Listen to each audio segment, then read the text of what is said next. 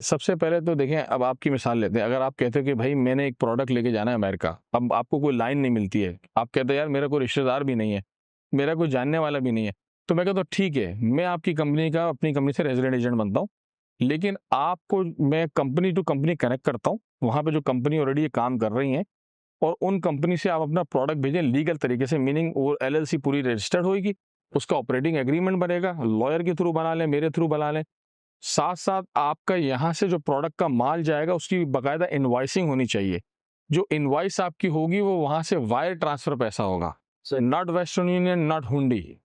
ताकि जब wire transfer पैसा होगा, जैसे बहुत सारे लोग चाइना करते हैं, चाइना आज ट्रेड में आगे क्यों है? क्योंकि चाइना से इनवॉइस आती है, वहाँ से वायर ट्रांसफर होता है पैसा।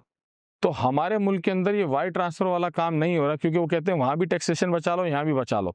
अगर आप किसी कंट्री में टैक्सेशन बचाएंगे तो फिर आगे धंधा आप नहीं कर सकेंगे या बिजनेस नहीं कर सकेंगे। हाँ, टैक्स में लूप होल होते हैं, आप अपने टैक्स राइट ऑफ बहुत सारे कर सकते हैं, लेकिन अगर इनवॉइस फर्स्ट करें, आप 1 लाख रुपए का माल भेजा आपने और 1 लाख की आपकी इनवॉइस पे हुई और वहाँ 2 लाख का माल भेजा, तो आपके पास 1 लाख बचा। अब जो 1 लाख बचा, जो वहाँ कंपनी आपसे कमीशन ले रही है, जो कंपनी वहाँ पे वेयर हाउस का रेंट दे रही है, जो कंपनी ने वहाँ एम्प्लॉय हायर करे, वो आपका सारा एक्सपेंस है। जो नेट प्रॉफिट होता है ना, टैक्स उस पर दिया जाता है अमेरिका के अंदर। लेकिन बहुत सारे लोग क्या करते हैं कि यार मैं आपको ये चीज़ें भेज रहा हूँ, मुझे वेस्टर्न यूनियन आप पैसे कर दें, आप वहाँ अपनी कंपनी खोलें, अपना बेचें। लेकिन अमेरिकन बंदे को कंपनी खोल के बेचने की क्या ज़रूरत है? क्योंकि वहाँ तो टाइम ही नहीं है। आपको पता है टाइम इज़ मनी, और हर बंदा बिजी है।